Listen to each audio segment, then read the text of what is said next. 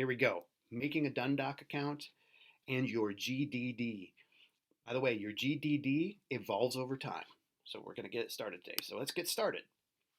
And I'm going to use my school district email address. Always use that because that's safest. And for my demo, though, I already used that, so I have to use a different email address. I'm going to use my really, really old Yahoo one. And here we go. Then I type in this code and hope it works. Oh my gosh, it worked. So the first thing is I've got an activation code. So remember, reading is good, okay? Reading good. An activation link has been sent to your email at block, okay? Click on the account activation link to verify your email address. If you did not receive it, we can send it again. So let's go over to my email here and let's refresh this and see. Let's see how much spam is flowing in here. Oh, Capital One's trying to sell me something. I click here. I click here. Man, I haven't used Yahoo, in a long time. Activate your account. Okay, here we go. Code here, and wait for it. Here we go.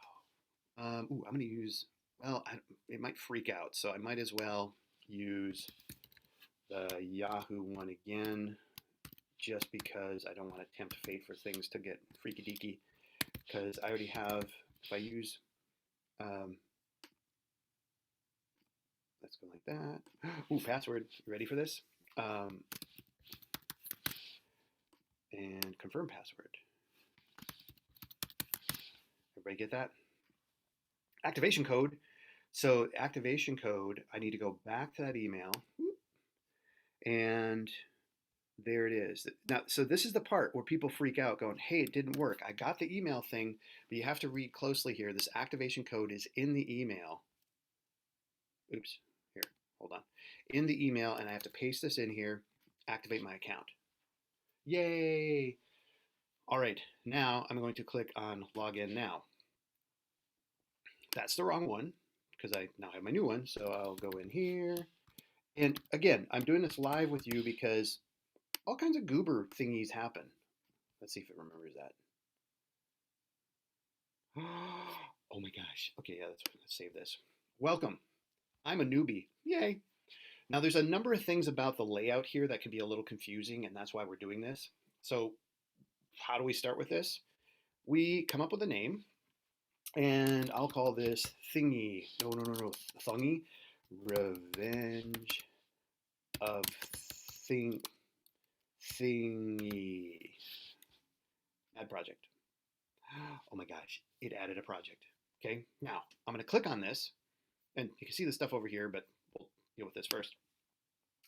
When I come in here, I want to pick a template. But before I show you this, I want to show you the headings up here because this is how we do things. So first off, this is how you see what is publicly visible. And when I have the advanced students share their project, this is what we see. You can put your own clip art, or not clip art, you can put your own artwork here, and then it'll create a really cool header at the top of the page. There's no content yet.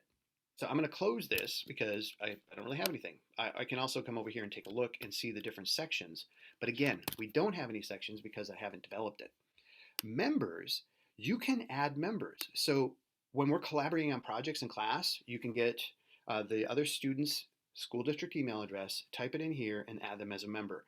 As long as they've created a Dundock account, we're good to go. And you are the administrator of your project, but again, we can collaborate and help each other out in the designing and building of this document. And like I said, when we create the site, you're going to see this. But right now, this is not public. But when we make it public, you'll see what I mean. Then we can share it with people so they can see it as it evolves. Similar to Itch, where you create a public page where people can see the things. So let's go in and click on design mode, and we're going to pick a template. Do not start with the advanced template. So here's the thing. I'll show you. It's got lots of details. All right, this is something you can evolve into if you want to, but I recommend showing just the basic one here. And the basic one is something we've been working with for a number of years. And I even have a blog post that you could copy and paste into your blog, all the sections that are there, and build your own in your own blog post. This is at our class blog. And I show you this just because GDDs are universal in the game industry. People create them. Generally, the categories are the same. So um, this template is built around the generic components that a person would need to have. Now, I'm going to click Apply Template. Okay, and are you sure you want to? Yes. Now, once it puts this in place, I can now build out my GDD. And what I want you to do is just to fill out the top section. Now, again, if I go look at the site here, you're going to see that, ooh, look at that. It has this part right here. We're going to fill this out today. And that's the first starting component. And when I click over here again, you can see the different elements, but see how they're grayed out? That means there's nothing in them. As they start to have material, we can click on the different sections and it takes us down the document. So I'll close that and I'll close this out. So game introduction, simply put, we do an overview. Now, when we look at examples, I always have some examples for you to look at. So I go back here and look at Sam's, and the introduction is not super long. In fact, none of these sections are really long because you want to keep it short and sweet to the point so people can get an idea what the game is about. And so in here, I'm just going to put this here so you can see when I put this here and I save and close, I now have some stuff in the content. Then for genre, leave this here and leave this here. This will not show up, but down here you could say, you know, whatever,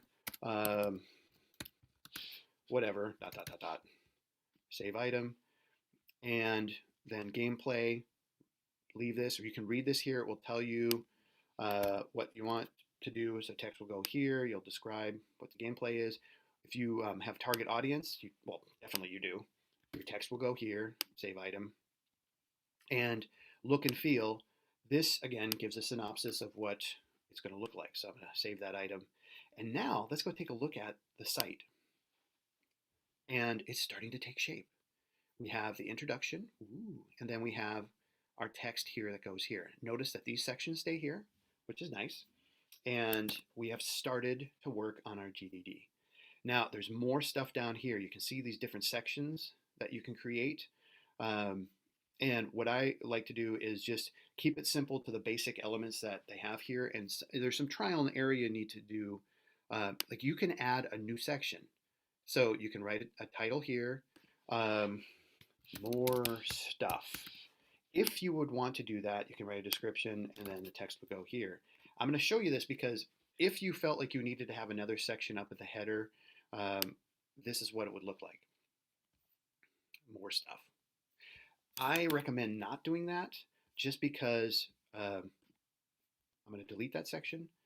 Just go with the template the way it is.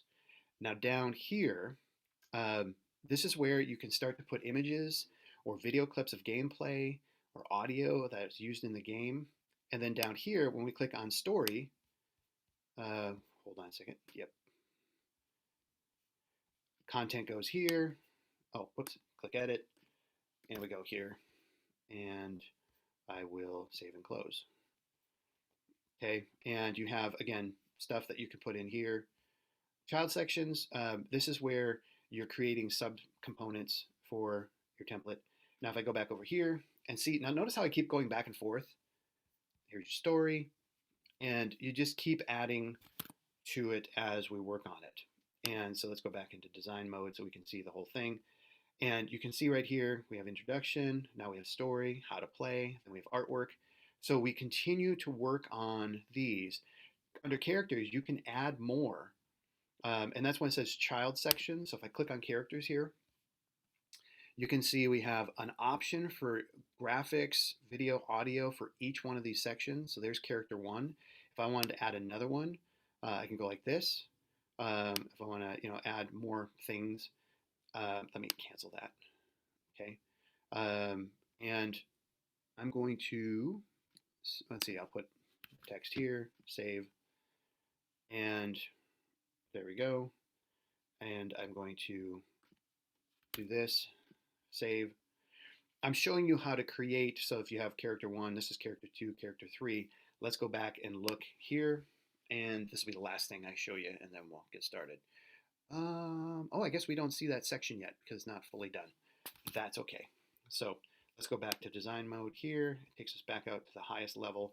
And you can see under characters, these will be, and I'll just delete these now because I don't care about them. I'll deal with them later. But that's where you can have the characters in the game. You can have graphics for them, sound effects as you develop things, and so on and so forth. And you can see all the different components that we need. We start to populate this as we get them. Now, this is all part of pre-production. So that's how we do this. Now down here, what I want to do, and I want to show you under settings down here. This is really crucial. Public link only. Okay, this project is accessible only by a shared link with anyone who can view the project site. So that's something to think about. If you want anybody to see it, and this is what I recommend, because again, your name is not publicly out there.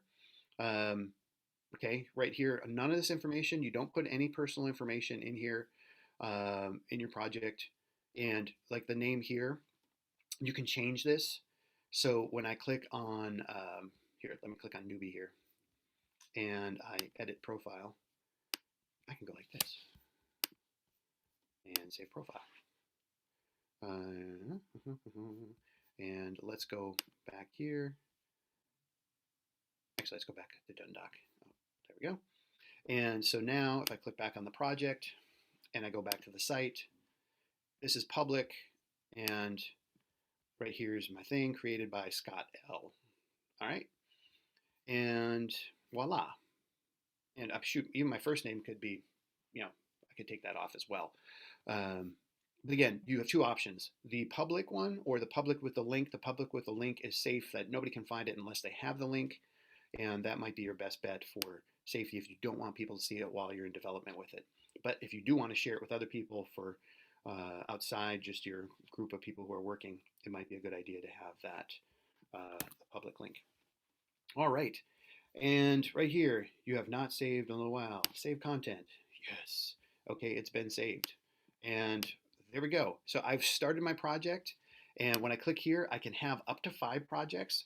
And something we came up with yesterday with the advanced students is if you run out of the projects, you have 5 already in here, take your oldest one or the one you don't care about as much, export it as a PDF file. And what I recommend is view it as a website and then save it as a PDF file from the website, and then repurpose it. Wipe out all the content and put new content into it. And that's how you can keep a free account with within the 5 that you have here. All right. So that is creating an account, setting up a basic GDD, and the components I want for the first step when we look at the site is just this top section right here, and get that done. And that's the first step.